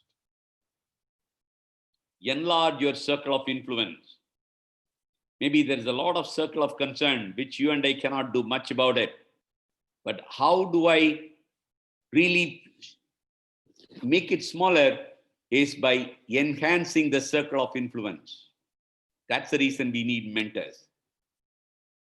Just want to share with you my mission statement. To be involved actively in nation building that will lead India becoming a blessed and noble nation soon. To be involved in the task of transforming the lives of people. That's the reason today I'm here with you, talking to you. Transforming the lives of people, mentoring the lives of people. If we mentor the lives of people, then their lives will be transformed. If their lives are transformed, you can be involved in nation building, building the nation, impacting the world.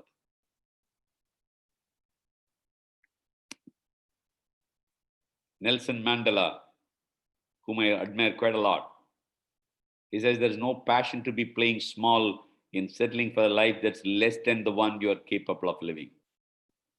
Don't play small, play big. That's what the mentor is helping the mentee. Play big.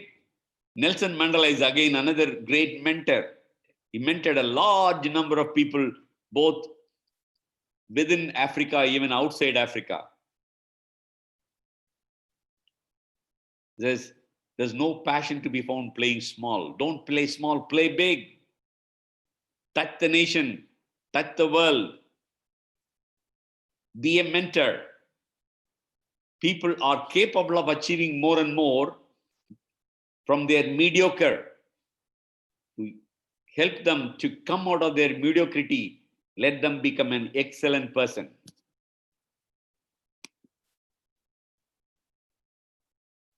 Let me tell you, your life is your story.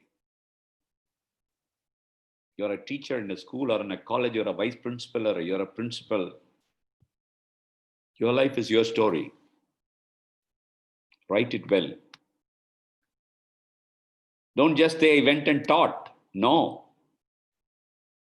How many people you have impacted? How many people you have touched? How many people you have mentored? This is your life. This is your story. Write it well. Every day, you write it well. Every day, you impact the lives of many of these young boys and girls in your life. That means you need to be their role model. You need to be a person who is enthusiastic. You need to be a person who is excellent. You need to be a person who will invest your time, energy, and resources on building these young boys and girls.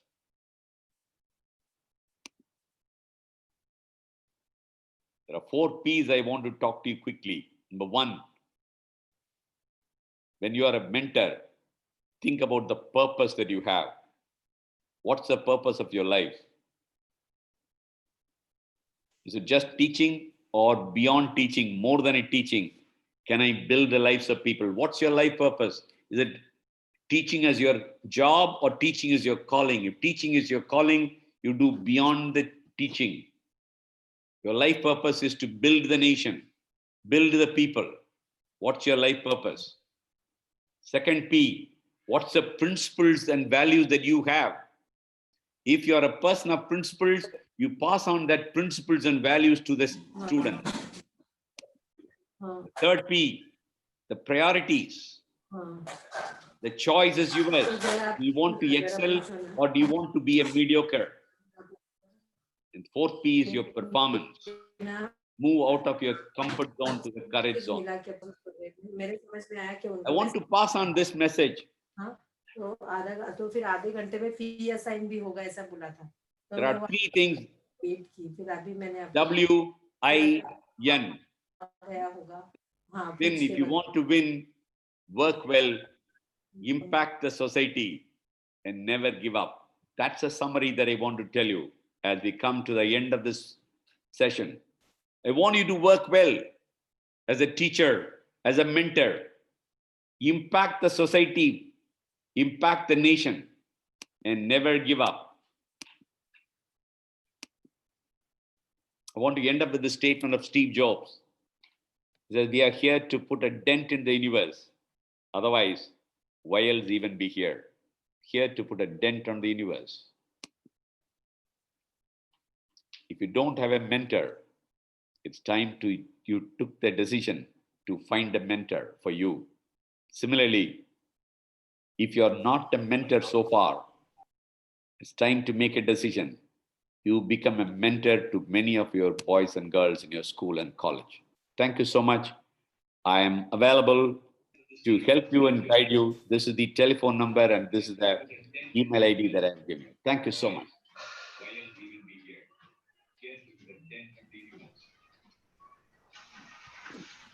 Well, friends, I think that's a brief presentation I just thought I will share with you.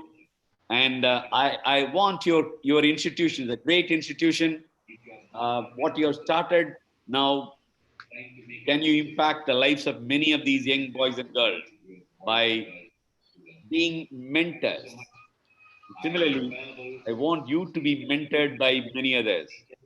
I'm available for your mentorship, and I can also guide your students in terms of. Thank you, Dr. John. Right, right. Thank you. It was a wonderful session, sir. I would call it a spiritual journey for each teacher.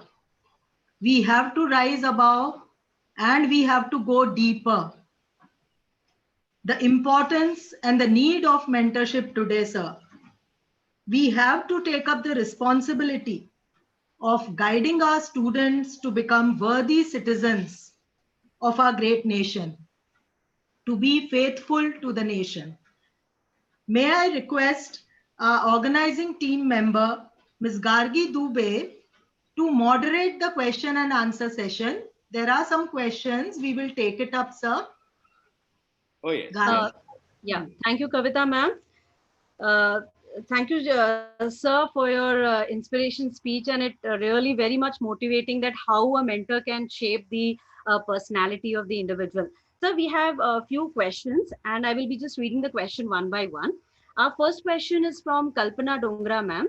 She's asking, today in this pandemic, we as mentors, how can we change the attitude of parents towards the importance of education, whether it is online or offline? Yes, very interesting question. Thank you, Kalpana, for asking that question. Pandemic situation is an important time where, in times of crisis, the first thing is identify the priority. In a global crisis like this, the first thing that is required is, can I be visible? That's number one. Second, there are many areas that we need to do in terms of when the crisis comes. Any person, any family, any institution, they should be visible. Number one. Number two, this is a time where they need to develop character, because if your character is lost during this crisis time, everything will be lost. This is a time where we need to find out, or we need to find our basic areas of character in the family together. And the third area is basically, I would say, it's a solidarity. Working together, building together. Now, you are talking about a specific area of character and education. During this time of pandemic, I would say, initial times, we thought that it is basically a health crisis. But what started as a health crisis, it turned out to be a humanitarian crisis. It turned out to be an economic crisis. And now we also find that it has become an education crisis. How do we come out of this education crisis? The government has been working on many areas.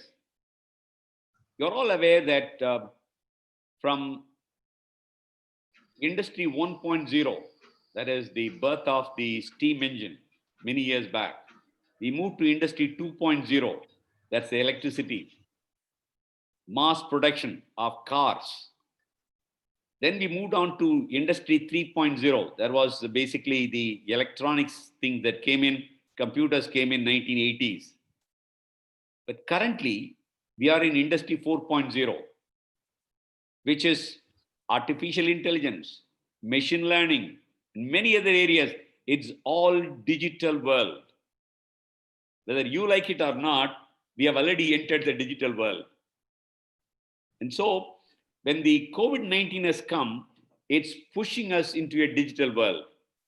Who thought that I'll be able to come and talk to you through the Zoom? A few months back, we would have never realized it. But today, we are able to talk because digital world has become the necessity in terms of, not only in terms of education, in every world. Now today, I talk to a large number of students across India through Zoom every day, mentoring them. Otherwise, it would not have been possible. Earlier, people used to come to my home in Delhi where I used to mentor them. Today, I'm able to do this mentoring through Zoom classes. And not only that, I'm able to have programs across the world. The other day, I had a program, almost 500 people. I was speaking to them across the world. Now, education is one of the fundamental things that can transform the society. We need to understand.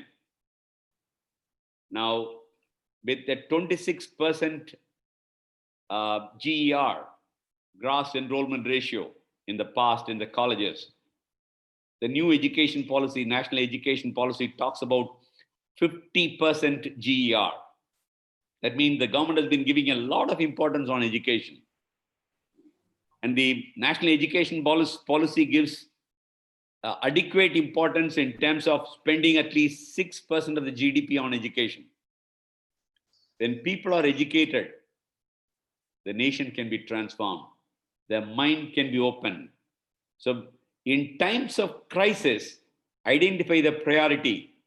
This is a time where people can learn more. Not necessarily in terms of formal learning, going to a college. Even sitting at home, people can learn through digital system, learn new skills. Sit down at home, learn new skills. So the teachers not only talking about the same topics, go beyond, organize things in terms of skill development. Maybe the school and college can introduce programs on the future as to what exactly are the things the students can go beyond. The career counseling you can organize. I think your college organized a program for students in terms of civil services. These are methods whereby learning is very important. Encourage them to learn, whether it is through digital system, online or offline, continuous learning. I always used to say, the day you stop learning, you become a vegetable. Yes. Thank you, sir. The second question is, sir, from Vama Shah with the same line. She is asking, during online lectures, students get distracted a lot. What can we do to retain their focus? Yes, you would have seen as they started the program, I used the menti.com. Were you bored at that time? No. I was able to get your attention. Yes. Don't give a lecture in online classes. It's out of question. Change it. No more lectures. Things should become interactive. And tell your students that they should keep their videos on. Quite often there's a tendency that they switch their videos off. Now, if you switch your videos off, you can do anything. You can keep, the teacher will tend to think that, the person is listening. No, the person may be doing somewhere else. Certain very basic things to tell them that they should keep their videos on and use the chat box to a large extent. Ask them to write the chat box here and there. Ask questions, it's an interactive thing. These are all new skills that you need to learn. And I can tell you some of the lot of interactive methods are available today, even through Zoom. So make it interesting, make it interactive, and know your students by name. Call them by name and talk to them interpersonally, not only about the subject. Teach something, talk to them a little more. Go ahead. Okay, sir. Thank you so much. So the third question is from our Vice Principal, Dr. Mona Mehta. She is asking, what are the strategies for continuously excelling in our deeds? Continuously? Excelling in our deeds. Excelling in our deeds, right. I think, Dr. Mona, thank you. I think that shows that there is a desire. Excellence is definitely a continuous process. Excellence is not about doing excellent in one particular thing, but it's a continuous process in every area. Can I be excellent? Now, excellence starts with habits. Excellence is all about habits. Aristotle, he makes it a very clear statement. Excellence is all about your habits. If you're able to set the right kind of habits, then over a period, you slowly become excellent. For example, there is a book called 5 a.m. Club. I do not know whether you have read that or not. 5 a.m. Club. what time you get up, it matters a lot. It's a habit. If you get up early, even before others are ready, you are able to do many things, you are able to prepare. Now that's a habit. And I mentioned to you that, 1 to the 1.01 to the power of 365. It's a huge thing that straight away takes you to 38. Yeah, 37.78, it comes in over there. It's because excellence is doing something consistently for a longer period. Now, how do you become an excellent person? Number one, I would say, identify your people, identify yourself with some of the people who are already excellent. Identify your role models. For me, as I said, some of the role models, some of the mentors that I had, what kind of excellence habit that they had. Sit with them. That will really help you to become excellent. So first is identify yourself with people, or surround yourself with people who are excellent. That's how the excellence comes. If you are surrounding yourself with people who are excellent, that will give a kind of a ecosystem whereby you are able to come up. Second is read lot of such books which will build you as an excellent person. A lot of books, I can tell you. 7 Habits of Highly Effective People. I don't know whether you have read that book or not. It's one of the very, very important book and very nice book where it can build you up in terms of your character and competence and compassion. So your knowledge is based on the excellence that you got it from books, from various books which have been written by excellent people. So first is surround yourself with excellent people.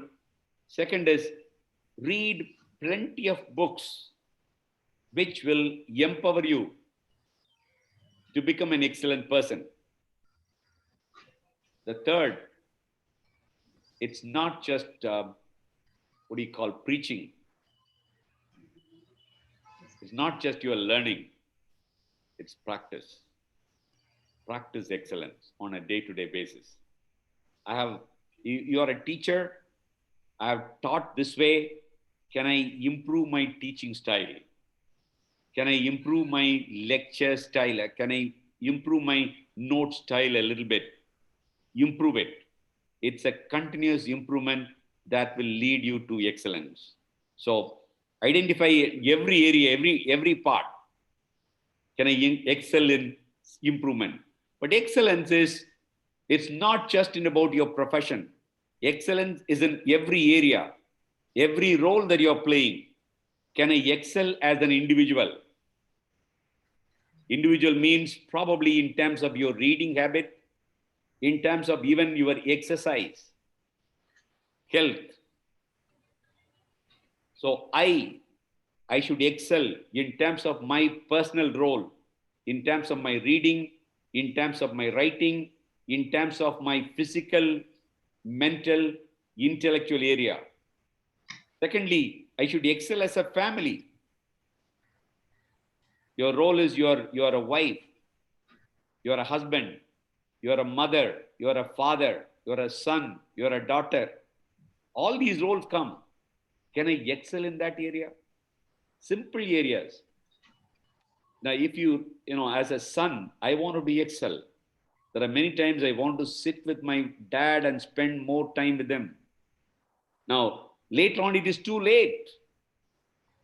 I still recall, I was in Bangkok those days. There was no telephone call like this. Now, you can't talk to one another. It's only through the, urgent trunk call that you have to make to talk to your parents. So every Sunday, I used to make a call to my parents and I will talk to them probably 10, 20 minutes. That used to be my routine thing. One fine day, somehow or other, I forgot. We were in some other program. On that Sunday, I did not ring up to my mother. Next day morning, 8 o'clock, there's a call coming in. Sir, urgent trunk call. Those days, if most of you know, the urgent trunk call means what? Something, some bad news or anything. Urgent trunk call. So I just go and sit before the telephone. They say, okay, we'll connect you. The phone, my mother comes in and says, son, are you okay? I said, mother, I'm quite okay. No, you didn't call me yesterday. I felt, probably something happened to you. Mothers, they are so considerate about you. The thing that I can do as an excellent person, can I take care of my mother? Can I take care of my father very well? That's called excellence. It's not about only your vice principalship. It's not only about your teacher. Can I be a very good parent in my home? Can I love them? Can I hug them? Probably you come to the college and treat these students very well. Do you treat your children very well? Do you treat your relatives very well? So excellence is not just in your profession. Excellence is in your person. Excellence in terms of your family. Excellence is in terms of your society relationship. Excellence is in terms of your professional relationship. So all these areas you consider. But Dr. Mona, I'll be definitely too happy to interact with you more on how you can become an excellent person. That's an area where definitely, you need to find, the final thing I will say, you need to find an accountability partner. You need to find a mentor so that you can be built up. Yes, thank you. Thank you, sir. Thank you. Sir, we have the next question from Agniba Ray. She's asking, what are the first criteria for becoming a great leader? Criteria for becoming a great leader. First criteria for becoming a great leader. I think the first criteria to become a great leader is humility. You learn from Gandhiji, you learn from all great people across the world. They are people of humility. They are not people of ego. The fundamental thing is humility. But I would say leadership talks about 5 levels. Level 1 is a purely self-serving leader. He only talks about himself, nothing more. Level 2, he will talk about his team. I and my team, nothing more. Leadership level 3, I and my institution. My institution should come up well, nothing beyond. The level 4 and level 5, they are concerned about the nation. They are concerned about the whole world, where they are people of humility, they are people of nobility, they are noble thinkers, they are people of integrity, they are people who think about the whole nation, the whole world should be a noble place to live, not just me, not just my family, not just my institution, not just my village, but something beyond where the nations can be impacted. That's, you begin with the humility, move on to integrity, then to a nobility. That's what a great leader is all about. Thank you, sir. Mona ma'am, can I take 2 more questions? Yes, Kargi, go ahead. Go ahead. Sir, my next question is, how do you mentor difficult students? There are no difficult students, only difficult teachers are there. Well, in my opinion, every student, God has created them in such a way that they are fine people. The way we perceive them. You look at the same difficult student. Yes, let's presume that he is a difficult student. You talk to another person, they will say, oh, he's one of the finest guys. It all depends upon the perception that we have. So when we identify the difficult student, find out what is his positive area. Every student has some positive and then there are some negative. That's how it comes in. Because of the negative things that we have seen, we look at him and say, okay, he's a difficult student. So find out, number 1, what are his positive areas? Sit with him and say, hey, you are good in this, you're good in this, you're good in this. Second is, be appreciative.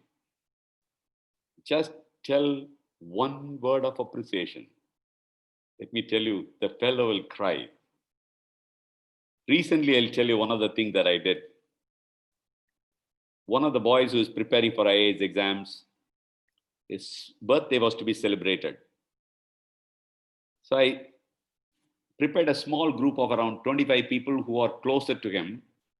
And I sent a message. It's all these 25 people we made into a WhatsApp group. And I said, say some words of appreciation about him. And then send it to me, record it and send it to me. And then on that day evening, he called this boy on his birthday time. So we all gathered together. Then we started playing this. And these 25 people saying some words of appreciation, the boy was almost in his tears. Any difficult person can be changed, can be molded if you start showering words of appreciation. And third is, he is difficult because for some areas he does not find an answer. He has a fear in his mind. When he has a fear in his mind, it turns out to be some areas where, he wants to take it on the teacher. He wants to take it on others. Because there is a fear, uncertainty. There are a lot of challenges. You do not know what kind of problem that he faces in his home. You need to sit with him and find out what's the fear that is lurking in him. And then find out that fear, strengthen him. Then things will be different. I know there was one boy who was doing NIT, a tough nut to crack. And many people said, no, sir, he's a very, very tough nut. In the college, it was NIT, and the director of NIT, he said he's a very, very tough nut. But I was mentoring him to some extent. He was very close to me. He used to come and play shuttle with me. The positive thing is he was playing shuttle. And one day he said, he used to call me uncle. Uncle, I just want to come and sit with you for some time. I said, I'm too busy today. I'm going out on tour. He said, I must come. I want to spend some time with you. I said, come over there. Come along with me in a car. And on that day, I was even staying outside. I said, okay, you come along and stay with me in the government guest house where I'm going. We came over there in the night. I found out his biggest problem was that there were a lot of arrears for him. Many exams he could not pass. He needed somebody to help him, somebody to guide him. I think that changed a lot. I counseled him on many areas in terms of his preparation. And I can tell you, in the next semester, he was able to clear all those areas. Now this boy is totally a different type of person. A difficult person can become the most lovable person if we probably sit with him and change his fears and uncertainties. That's the reason you should be a mentor. You should be open. Don't judge the person as a difficult person, but rather a person who needs some kind of help. Thank you so much, sir, for explaining each question so nicely and in a detailed manner. Now over to Kavita ma'am again. Thank you, Gargi, for putting the questions so lucidly. And thank you, Dr. John. Every answer of yours, sir, is a life lesson. Thank you so much, sir. May I now request the one at NK Parivar responsible for raising the benchmark and instilling the value of quality in all of us, Vice Principal and IQAC Coordinator, Professor Dr. Maushami Datta, to propose the vote of thanks. Over to you, Maushami ma'am. Thank you, Dr. Kavita Shah. A warm and graceful afternoon to all. It's my privilege to propose a vote of thanks and acknowledge the contribution of those who made this program happen. On behalf of MKS, the management, the principal, and the entire fraternity of the institution, I extend a hearty vote of thanks to today's speaker, Dr. John Samuel. Sir, you started your talk with a spark, I should say, when you touched upon a very important question, that what makes a great teacher? And you specified that the world is in need of mentors and how teachers can mentor the world.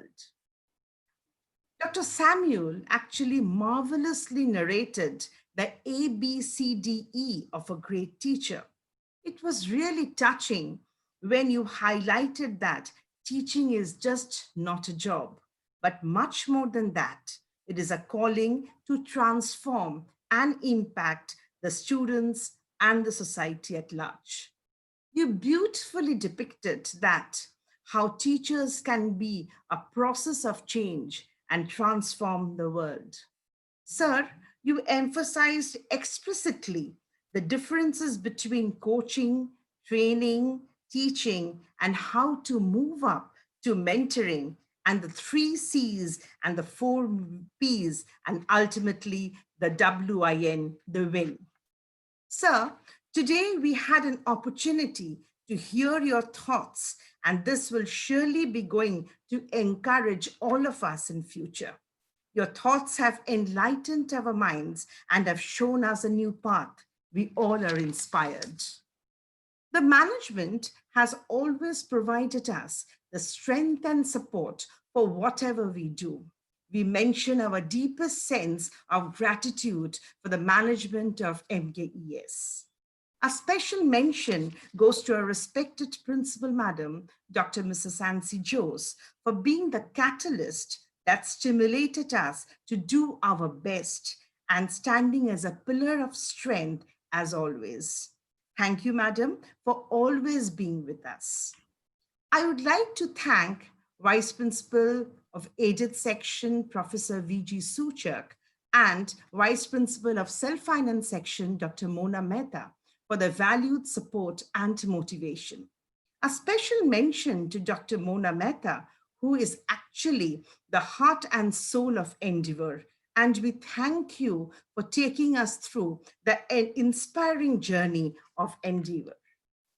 I would like to take this opportunity to place on record our hearty thanks to the principal of MKES Law College, Dr. Vandana Dubey, Vice Principal, Junior College, Ms. Anuja John, the organizing core committee, Dr. P.M. Sindhu, Dr. Kavita Shah, Ms. Preeti Rao, Ms. Gargi Dubey, Mr. Nelson Daniel, and Mr. Ashish Modi.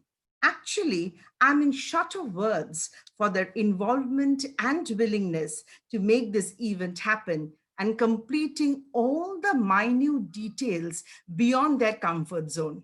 In fact, according to Sir, they really had moved to the courage zone. I thank the non-teaching staff of Nagindas Kanwala College for their unflinching support as always. I would like to thank the hard work behind the scenes as well to make this event happen. Our student volunteer, Mr. Arya Veera. Thanks, Arya, for your excellent work. Our thanks to all the participants of MKES Parivar. Our gratitude goes to all participants who have joined us from near and far. The title of the program goes as Endeavor. We all take the vote today that as teachers, we all will make an effort to accomplish the end, to build the society and nation with absolute dedication. We will really touch the future of the students and the world. Thank you. Over to you. Thank you, Dr. Maushmi Datta, for those lovely words. And thank you. You're most welcome, sir. We still remember the 3 C's and 4 P's and WIN. Nice, nice. Thank you so much. And thank you, Dr. Nancy Jose. It is the wonderful thing to be associated with your college. When I come to Mumbai, definitely we will meet one another. It's a great honor to be associated with your college. I'll be too happy to help you in every way in terms of development of your students Arya, and development you of everything. can stop YouTube live, Arya.